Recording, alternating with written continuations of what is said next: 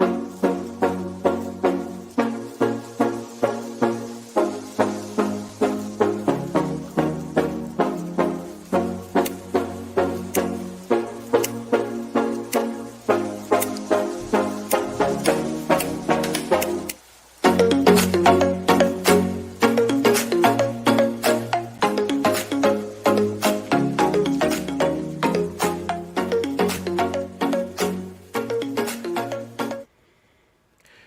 right, welcome back to the Sports Beat with Richard Holdridge, presented by Georgia Alabama Sports Live. I hope that you are all enjoying your day, and I'm just excited about my next guest.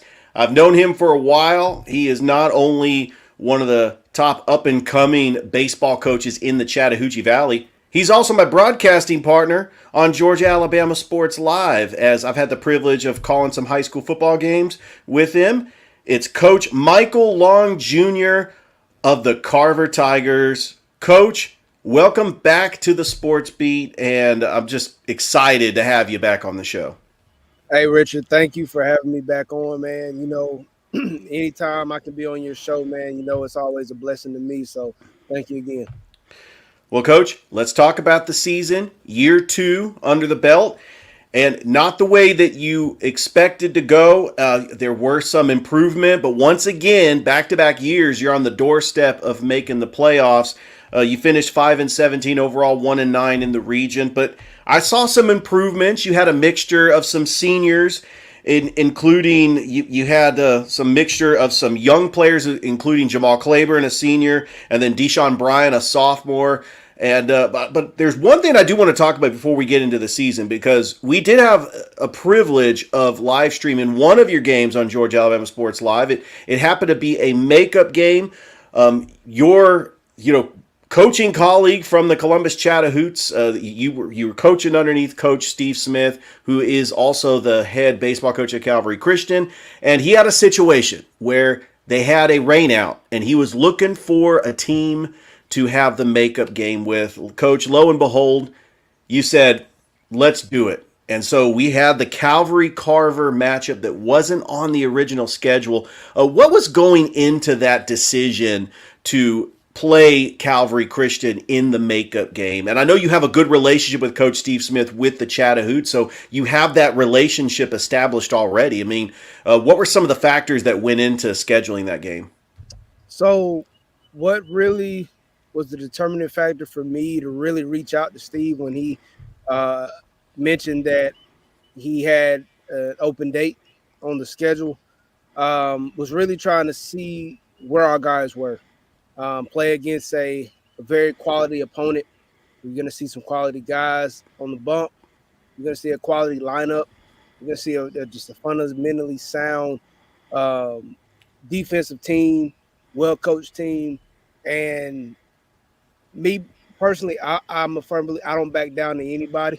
I mean, I have a lot of respect for Steve, and I think that he also has the respect for me as well. And I think that matchup is something that, some fans would be like, why would Carver want to play Calvary, knowing their history and knowing that you're still young, and it's almost like a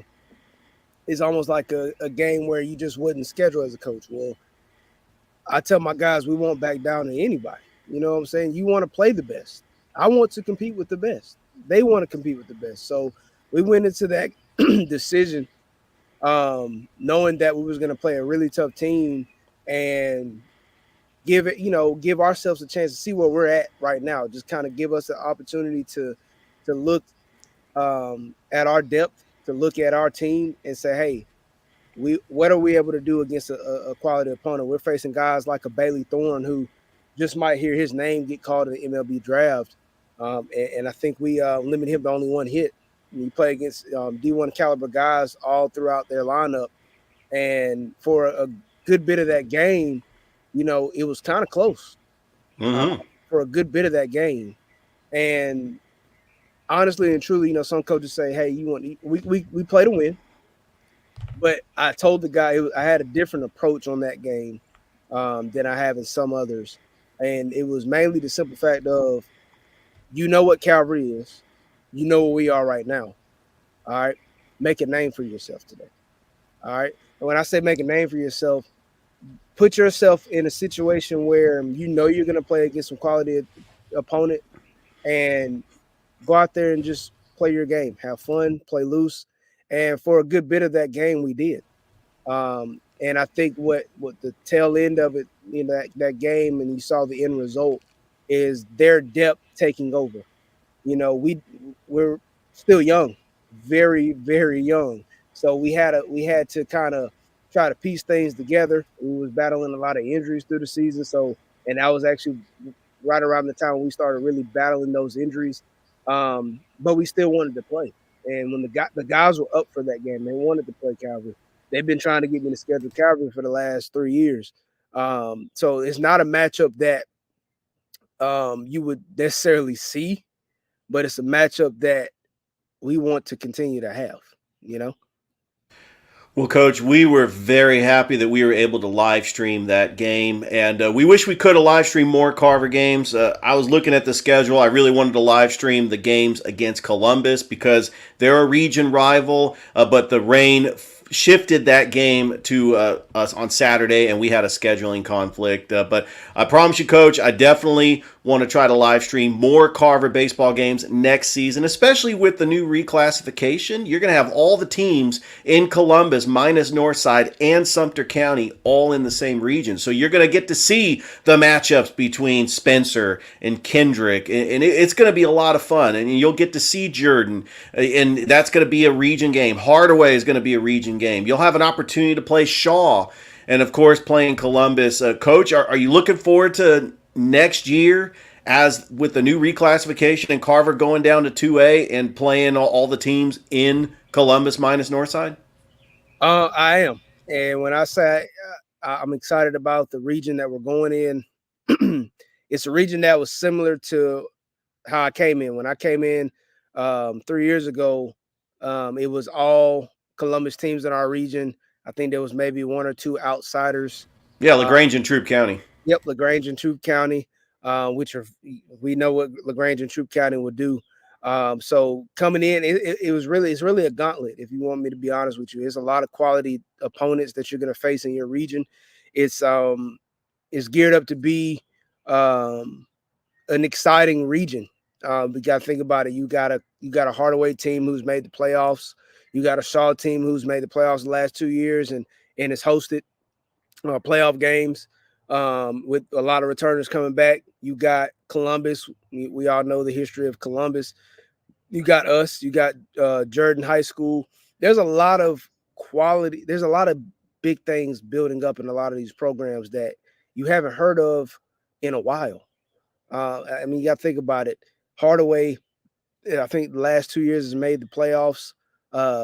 Jordan has made the playoffs the last 2 years. Shaw, your Columbus, and then you got to think about it. We've been close the last 2 years. We've been literally a game away from going to the playoffs back to back years, with a lot of guys coming back. So it's going to be an exciting region to actually watch and see it unfold and see who's going to be crowned region champion. Because if you want to be honest with you, I think it is going to come down to those last few weeks of the region, depending on what the matchups you see of who's going to win it, who's going to win it all.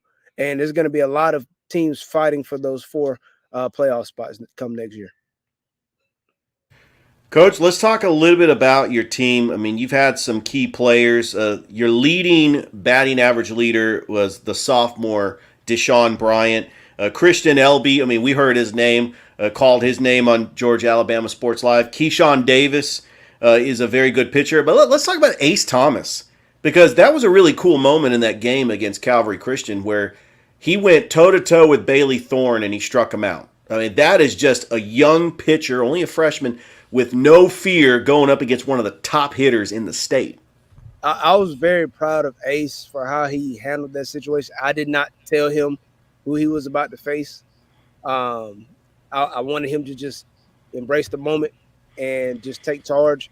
But after we struck out Bailey on a very competitive count, might I add, I told him, I said, hey, I want you to understand you were just in a big moment as a freshman. A lot of freshmen your age would probably fold under pressure if told, um, who they was possibly facing in that moment. You might overthink some things, but I didn't want to do that with him because Ace is Ace. I mean, he's a pure athlete. I mean, he came from football straight to basketball. Both made it to the Final Four, and he helped in both areas. And then he comes on the baseball field, and I put him on the field, and he embraces the moment and just enjoys being out there. I had a chance to get Bailey twice, honestly. That one account, and I say it's on me. Um, I called a fastball up, and me trying to get ahead of myself, thinking we can get him to chase it. He left it in his wheelhouse, and he was able to hit the ball right back up the middle. But that was another 2-strike count, and Bailey had to fight to get a hit in that situation to help his team, and he did a great job. I don't think it was a terrible pitch. I just think with a guy like Bailey and what he can do, he can basically master any pitch that's thrown to him. So, um, I mean, I'm still proud of Ace because he battled with Bailey. Only I think he only faced him twice, and he only limited him to one hit and struck him out. So, for a young guy with a lot of upside, a lot of potential, to see him come up big in that moment, is big for the future of the program as well. And coach, I'm looking down at your stats. I mean, you do have a lot of guys with a good batting average. You typically play a little small ball. I mean, Christian Elby with 13 stolen bases, Justin Thomas 11, Ace Thomas has got 8 stolen bases. Is that the strategy going into games, knowing that you can win? Trying to manufacture runs, playing small ball, just bunting them over, getting them to steal. Because I know that everybody wants to hit the long ball, and sometimes when you're trying to win a baseball game, the best way to go about it is to manufacture runs and just to get your hitters patient. I mean, really, it's all about that on base percentage. If they can draw a walk and if they can steal, you could put runs across the plate. Is that the strategy going into games, coach, or does it differ depending on which team you play? Well, we preach aggression, and aggression can be displayed in several different ways throughout baseball. Small ball aggression is being able to consistently get butts down, move runners over. We try that a lot because we try to utilize our speed in every phase in any way we can. Actually, it's not necessarily dependent on if we're squaring the ball up and we're just driving balls in the gap. We still focus a little bit on small ball when it's open, but we don't try to do too much and overwork it because our offense is already working productively. But when we play in certain matchups and we expect teams to kind of play back because they're kind of looking at seeing how we're swinging the bat at that time, we may try to get a couple bunts down. But for the most part, I mean, we preach aggression, and if that's a part of our philosophy for the week of just trying to just play a little bit more small ball and just move guys over and manufacture runs and work a count or anything of the sort, that's just what we do. I played that way. If it was open, my coaches would trust me to, if I see it, to lay a bunt down, I can lay it down. But they always trust me to hit away and just try to move the runner over or manufacture a run depending on the situation. And that's what we preach. My hitting coach, Coach Dane Bullock, has done a great job these last 2 years with me of just picking the brains of our players and kind of seeing what they're seeing at the plate and what we need to probably adjust during practice based off of what they're seeing in games.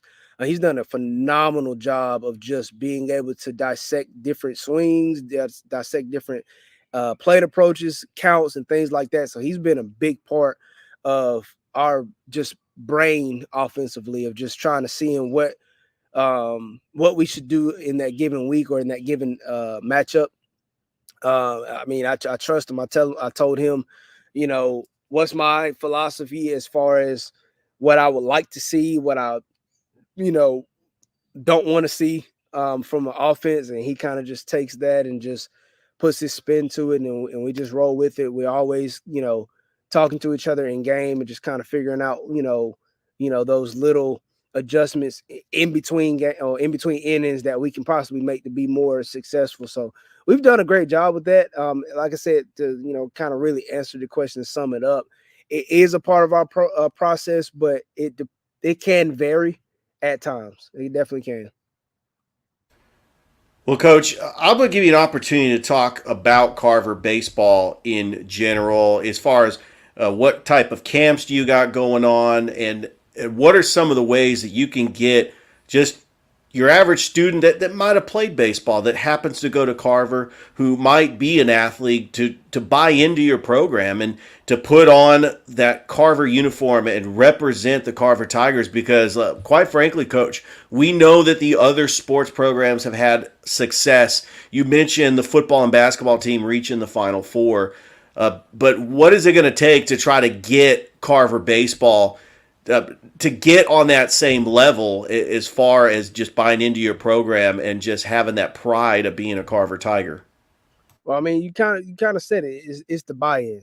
When I mean the buy-in, not just buy-in because of individual success, but buy-in because of team and program success. All the guys that you've mentioned so far, a Jamal, a Deshaun, a Christian, or a Keyshawn, has bought in for the team. And there's several others. Jacoby Duhart, one of our better pitchers in this past season, another young guy, underclassman. These guys are buying in to the process, and that's what we preach. Trust the process. You got to think about it. When you can trust the process, you can go get a scholarship offer. You trust the process, you can win some games. You trust the process, you can have a high batting average. You can get all that individual stuff when you trust the process for the overall betterment of the team. And that's what we preach. And that's what I preach in the school. Like, I have kids, coming to me all the time saying, "Hey, coach, I might play this year." Well, I ask them the first thing after they say that is, "Are you going to buy in?" And they'd be like, "Yeah, I'm gonna buy in. I'm gonna buy into to what you're saying." And I said, "No, are you gonna buy into the team? Because you won't get individual success in this game without the overall team success." Because my thing is this: if we're buying in as a team and we're doing everything as one unit, you're gonna get all those individual accolades that you want because you're pitching in, you're buying into what we're trying to do as a program. And that's why we've had success. That's why we're able to, in the next coming days, we're going to have a signing for Jamal because he's going to go play college baseball, something that he didn't see himself doing when I first got to Carver. There And you now, go. now he is, Yeah, that's um, great. and that's why we have the number two um, guy in Deshaun Bryan in batting average in the region. And he's also number three in all of class of 3A. And we know there's some heavy hitters in 3A on the baseball side. And he's number three in batting average. And just found out today, in all of Georgia High School Athletic Association public schools, he's number 24. So he's in the top 25 in all of GHSA baseball. And we didn't have baseball 3 years ago. That's buying into the process. That's buying into the overall process of what we're trying to do. And I ain't even gonna say what we're trying to do, what we're doing. Because over the last 3 years, we have seen guys just get accolades after accolades that a lot of people probably don't even realize. We're doing a lot of great things at Carver. And that buy-in is the biggest component. There's some we've had a tough year. I'll be the first to tell you this has probably been the toughest year at Carver for not only myself but for my players. We battled injuries. We battled personnel changes, having to get rid of guys early on before the season even started. And I mean, we battled a lot. We was battle tested a lot this past season, and for us to still be one game away or one series away from going to the playoffs, I mean, what more can I ask for from guys who endured a lot? And I'm gonna tell you, Deshaun Bryant took almost a whole month off due to an injury and still batted over 400. That goes to It's show incredible. That goes to show his buy-in. That goes to show that regardless of that goes to show regardless of what situation was in front of him, he still had a goal. He still had a plan. So when he got healthy enough to play, it was just like he didn't miss anything. It was just like clockwork. It was just like, I'm telling you, it was like a night and day thing. I was surprised of how well he responded from his injury. Keyshawn Davis, another guy, one of our key guys, went down. Still, he still had a great season and helped our team. He led our team in strikeouts on the bump. I think he had almost 40 something strikeouts on the mound, and he battled injuries. Christian Ellaby, another guy, he batted well over 300, and he battled injuries. These guys are buying in. These guys are taking situations that are put in front of them, and they're coming out better. They're gaining something from something that a lot of people will say is a loss when they get hurt. They're still in their mind. They're thinking about, okay, hey, when I get healthy, what am I going to do to help the team? And they're good, and they did that, and I'm proud of them for that. So I mean, Carver baseball is in a great spot, in a great spot, going forward, and we're just gonna keep going. Just gonna keep going, Richard. I mean, the biggest thing that I set out when I first got there was to one surround ourselves with a great staff that's gonna love our kids, that's gonna work hard for our kids, that's gonna do everything they can for our kids, and we've done that. The second thing is just really just getting in there and getting kids that want to play baseball. You mentioned Justin Thomas. How many stolen bases did he have? Did he have? He had 11. He had 11 stolen bases. That was his first year ever really playing varsity baseball. And That's incredible. he had 11 stolen bases. He started every single game for me. This is only his third year ever playing baseball. And he started every single game. He was able to help us in areas. He made some phenomenal plays in the outfield that you would not see a 3-year guy who really, I would say, a first-year guy who, when it comes to playing time, would make. You wouldn't expect him to make those plays. But that goes to show his buy-in, his intention in the game. He's put a lot of outside work minus practice time. I mean, regardless of practice time, he would leave practice and go work on his own. He would go on the weekend if we were off or anything like that. He would go work on his own because he knew he had an opportunity to help his team. And that's what I love the most. I mean, yes, I want to make the playoffs. Yeah, I want to win more games. But when I see my guys doing that on top of enduring everything in the school and having great, phenomenal grades, like Keyshawn is one of the top students in his class, class of 2025. Justin as well, Christian as well. All three of them already have academic scholarships to paying college. These guys are doing a lot on the baseball field and in the classroom. And that's what I love, and that's my joy as a coach to see them, you know, reach those goals that they set out for themselves. And I'm proud of that. I'm so proud of that. Well, Coach, we really appreciate everything that you have done supporting Georgia Alabama Sports Live. I loved just going out there and live streaming high school baseball. I mean, no one's doing what we're doing in this area.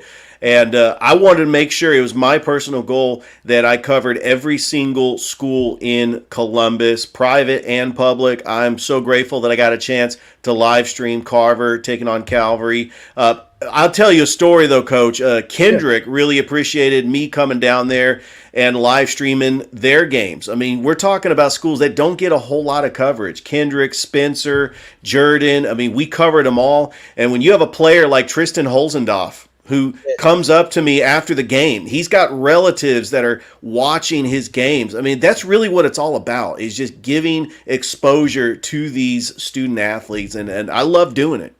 Let me piggyback on that. I know Tristan. He had a phenomenal year. Oh, didn't he bat like over 600? He batted over 600, and I think that's overall. I'm not even talking about region. So I can't imagine what his region stats look like. Yeah. I know this is a kid at an opposing school. If that kid doesn't get player of the year, there needs to be some reevaluation. That kid had a phenomenal year. Some of the video I saw on social media was just phenomenal. Good swings on the baseball. And another thing I want to mention, what you guys are doing, like you said, you don't see it. You don't see it around this area, and it's needed.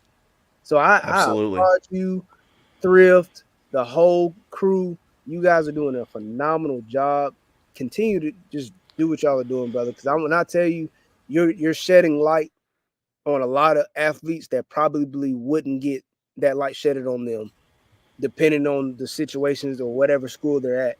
But you guys are doing that, and I tip my cap. If I had a hat on, I'd tip my cap to you, man, because I mean, you guys are doing a phenomenal job. I know it's tiresome. I know you guys are just, bogged down with a lot of games, a lot of coverage, but you guys keep it going, and you're building it. It's gonna just get bigger and better as years and goes on, and you guys are just, you deserve your flowers.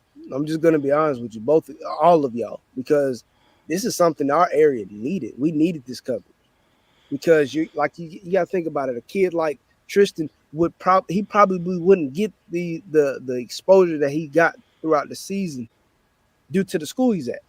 But you guys made a way and made sure that your platform reached out to everybody in the city or in the surrounding areas, and that's what I hope everybody's trying to do that. All right, but the thing is, you guys started that. You guys are the catalyst for our area doing that. So man, I applaud y'all, and I'm just blessed to be a part of it in as an interviewer and as a broadcaster during football season. I'm Oh, blessed absolutely. to be a part of it, man. I am. And we really appreciate your kind words, Coach. And we are also blessed to have you as part of the Georgia Alabama Sports Live family. I can't wait to get up in the broadcast booth with you in the fall, calling football games. It's going to be a lot of fun. And you have a passion and a love for it, and you are a talented broadcaster. As long as a good head baseball coach and a talented broadcaster is too. I mean, you could pretty much do anything that you want, Coach. And I appreciate you just taking time out of your busy schedule and being on the sports beat once again. Of course, man. I mean, anytime you want me, man, I'm here. Anytime. I'm always here to help, man. Absolutely.